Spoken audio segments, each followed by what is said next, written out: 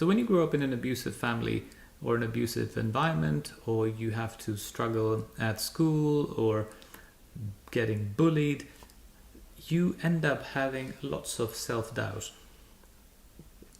We as human beings, we're social animals. We want the world to like us. We want people to accept us for who we are, and we want to be loved.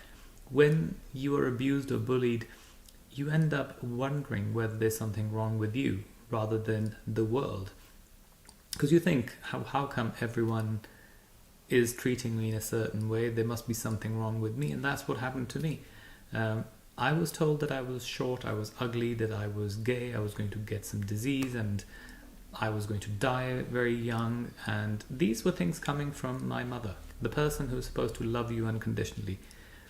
And again, I think I'm grown up enough to understand that whatever she did, she didn't do it maliciously. She was suffering from some mental issues perhaps of her own, and maybe her life was a lot of struggle and stress, and she took it out on me. And it just happens. I just happened to be in the way. But as I was growing older, I constantly had these fears and issues in the back of my mind.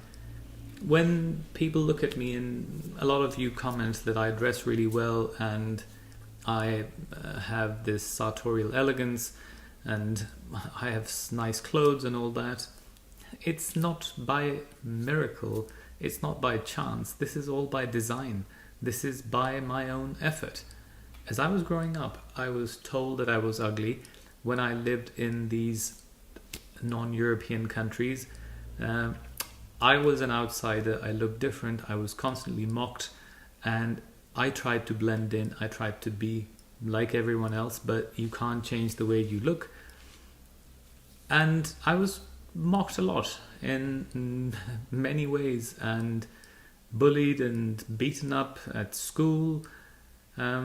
So I ended up dressing extremely well, because I thought, if I dress extremely well, it will hide my ugliness, because it will distract the attention from how I look, and people will look at how I'm dressed. And that went on for a long time. It's only recently, in the last couple of years, I've started wearing hoodies and things, because before that, I wouldn't dream of being seen in public wearing a hoodie or some casual clothes. I always made sure I left the house looking immaculate, because I didn't want to look ugly.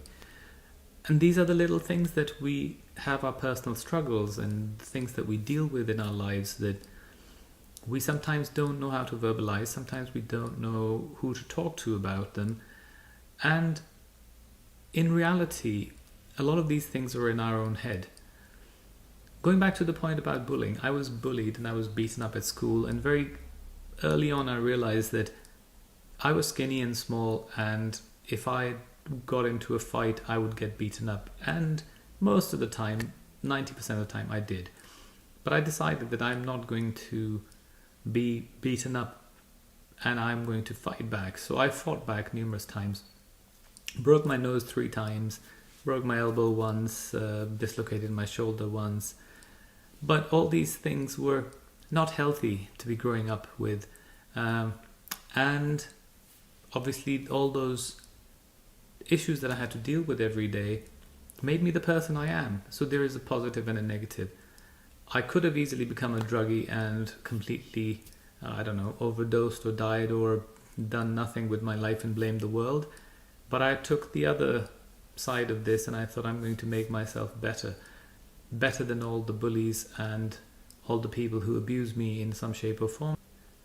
I decided I'm not going to let them shape my life because of the nastiness that they gave me. I'm going to make myself into the person I want to be. And there is this thing that I think it's some psychiatrist or psychologist who created this idea, this concept that you have, this is your present, this is your future, this is your past. Everything that you're doing here is forming the future, but your past is a feedback, so you keep getting all the experiences, the negativities, they keep feeding into your present, and then you start doing the same things, and you are afraid, so you keep going, dipping into your past. So what you do is you create a future personality of yourself. You say, this is what I want to be in the future, and this is what I aspire or aim to be. So instead of looking at your past experiences and your past issues about here, you're in your present. You look at the future Ethan and say, the future Ethan is going to be successful. The future Ethan is going to be happy. The future Ethan is going to not care about what people think. And then you start dipping into that imaginary person in the future, and then your feedback loop starts happening here, and then you're gradually moving into that future, and those two combine, and suddenly you're happy and successful. Again, success, a lot of people, because of social media, because of our society, marketing, the whole concept of success is money. And money isn't success. Money is actually a place of loneliness and sadness and insecurities and problems. Success is when you're completely fulfilled and happy and content. And I personally don't know many people who are, and I wish I will be one day. The reason I change cars and do all these stupid things is because I'm still struggling with the demons of my past, and I keep filling the gaps in my life, the unhappiness, the hollowness of lack of a family with things. So I want to touch on the subject of lack of support from your friends or your family. Those of us who have a decent enough family, even though no family is perfect, it's still nice to have one, because they provide you some kind of a support structure. And even if they don't provide you with support, at least they're people you can go and talk to. I didn't have a family, so I created a very tight-knit social circle of friends that I really were close to, and they acted as my family and gave me that support structure. And I think my relationships have suffered as a result, because I'd never had a happy family, so I didn't really know how to be happy and how to create a bond with my partners. So I had 3 long-term relationships, all of them amazing people, and I respect them. But I feel sorry for them in a way, because I think they suffered or had to struggle with because of my issues in the past. Because I didn't have a family growing up, I ended up putting a lot of that burden onto my partners, because they were my friends, they were my partners, they were my family, they were everything. So suddenly a person comes into your life and they have to pick up this burden of several people that they just want a relationship, and suddenly now you have asked them to be everything. My last relationship was 5.5 years. I was extremely happy in my head in my relationship, because I thought I had met the love of my life and I was going to spend the rest of my life with him. And unfortunately, because of my issues, I made his life difficult, and eventually we broke up.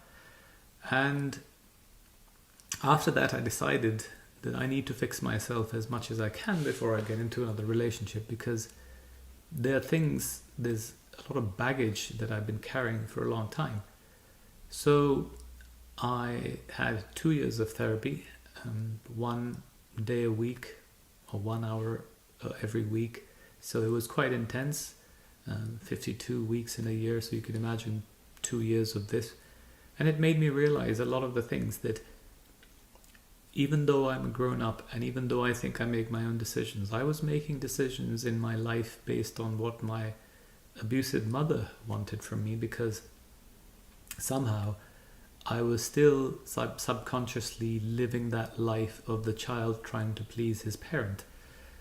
And I had to really get out of it. And it was a very, very good learning experience about myself. And I think that if you have the means or the chance or the possibilities of seeing a therapist, you should, because You don't have to be crazy to see a therapist. You don't have to be broken like me to see a therapist. It just really helps. It makes us understand who we are and makes us better people.